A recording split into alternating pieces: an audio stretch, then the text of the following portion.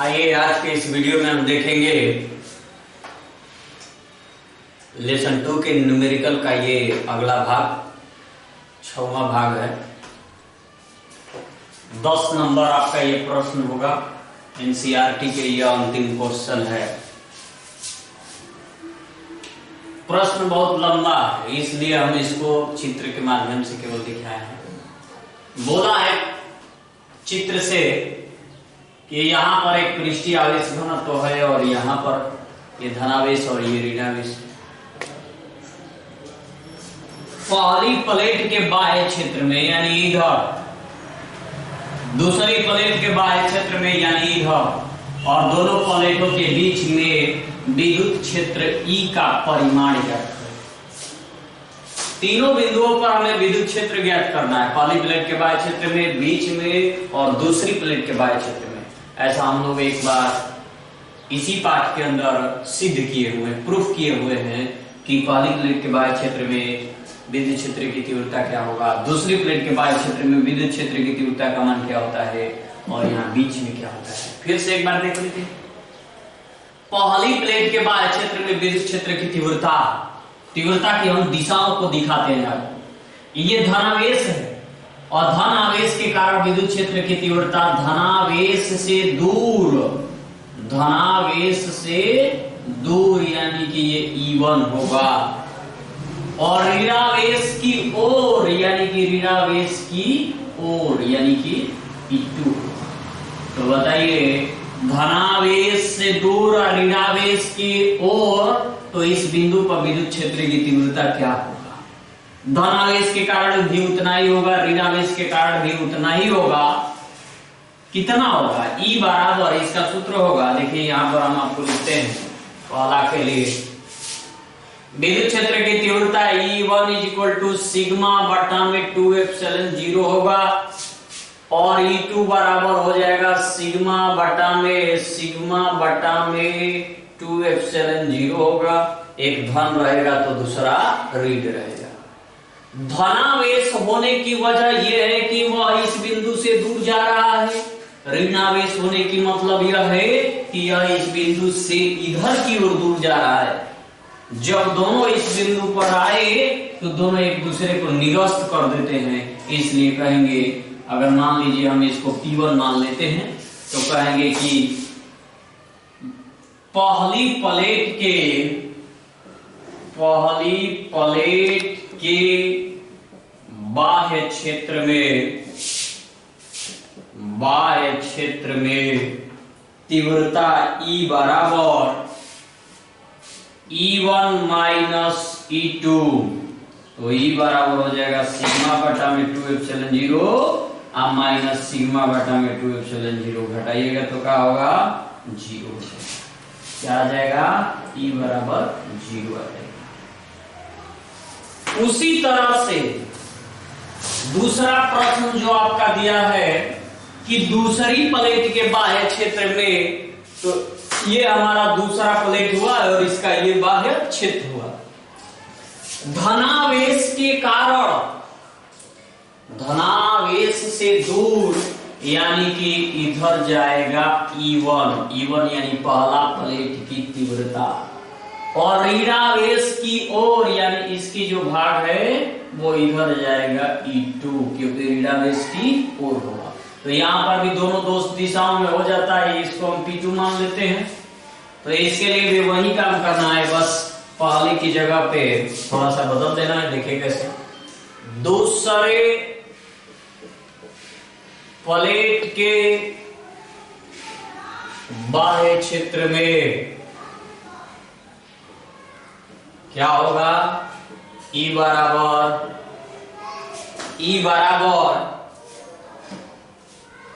E2 minus E1। E2 minus E1, तो E2 का मान भी वही है और E1 का भी मान वही है। तो इसे भी घटाएंगे तो 0 आ जाएगा।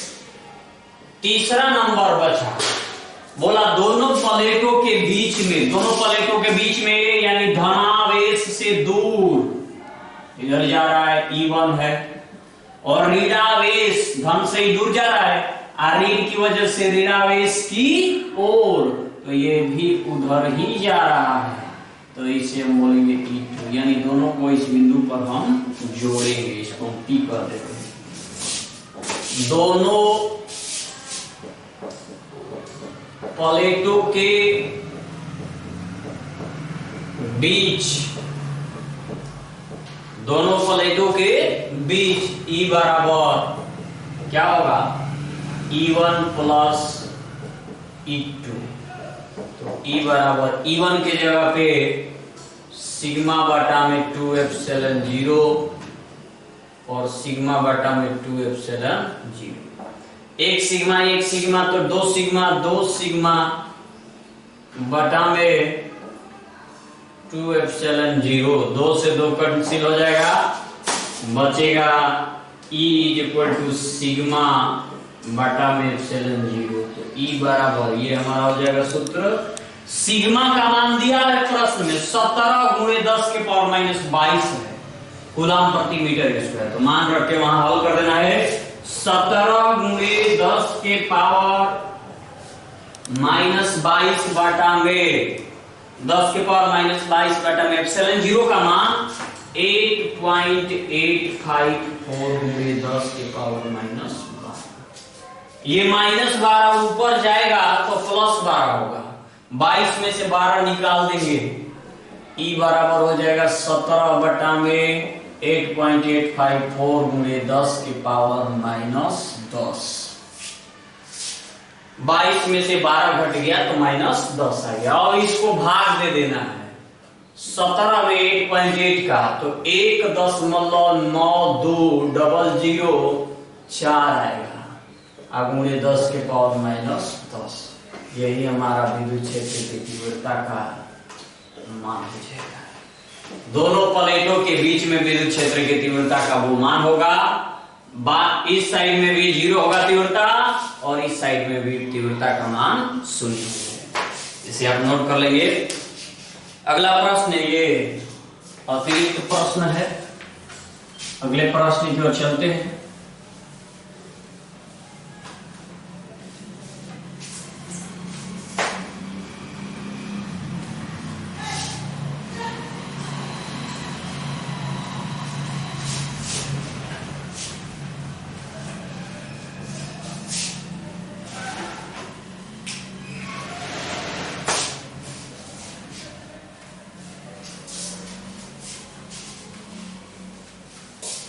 देखिए अगला प्रश्न दिया गया है कि 0.1 मीटर त्रिज्या के एक गोलीय चालक, 0.1 मीटर त्रिज्या के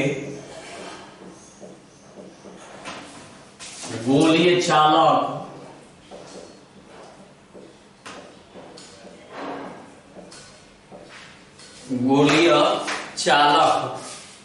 को कितना आवेश दिया जाए कि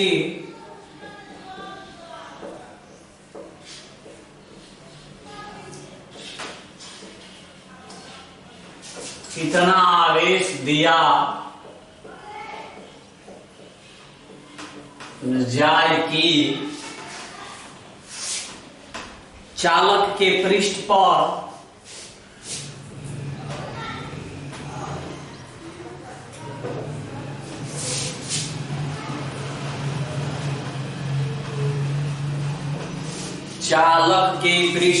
विद्युत क्षेत्र की तीव्रता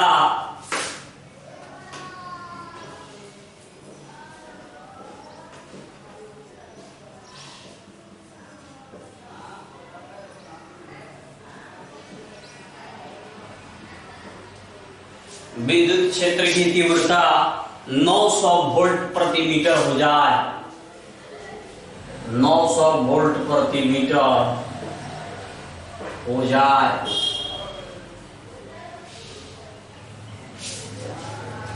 देखिए कह रहा है कि 0.1 मीटर त्रिज्या के गोलीय चालक को कितना आवेश दिया जाए कि चालक के पृष्ठ पर विद्युत क्षेत्र की तीव्रता 900 वोल्ट प्रति मीटर हो जाए। तो त्रिज्या दिया है 0.1 मीटर और तीव्रता का मान दिया है 900 वोल्ट प्रति मीटर।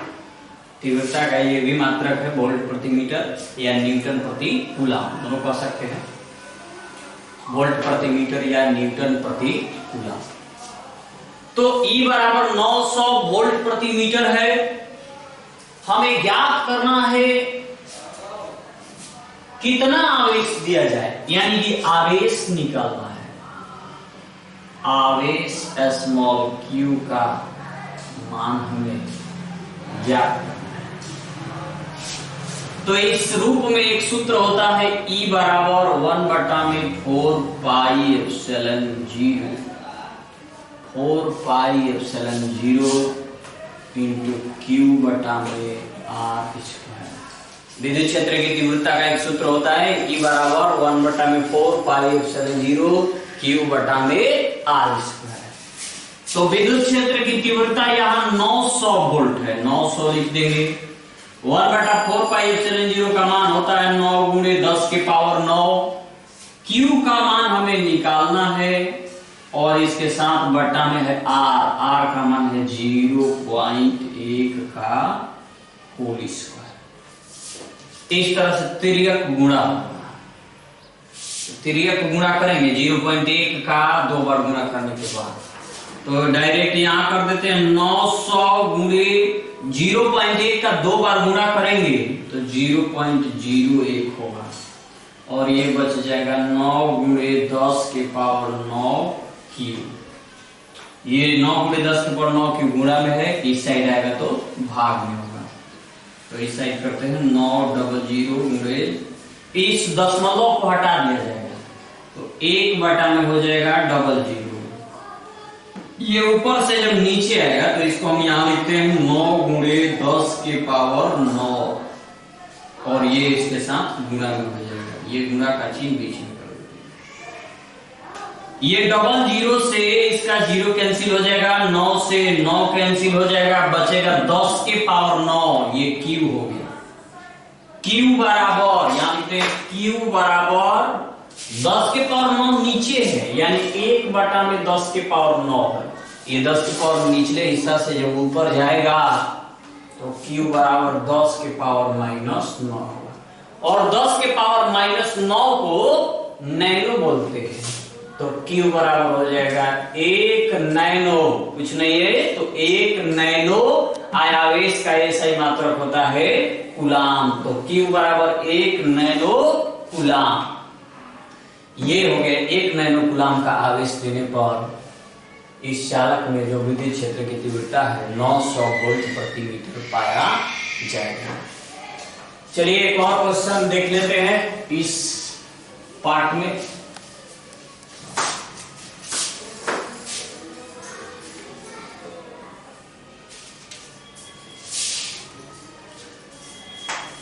अगला क्वेश्चन है कि अनंत रैखिक आवेश से अनंत रैखिक आवेश, अनंत रैखिक आवेश से 4 सेंटीमीटर दूरी पर विद्युत क्षेत्र की तीव्रता दूरी पर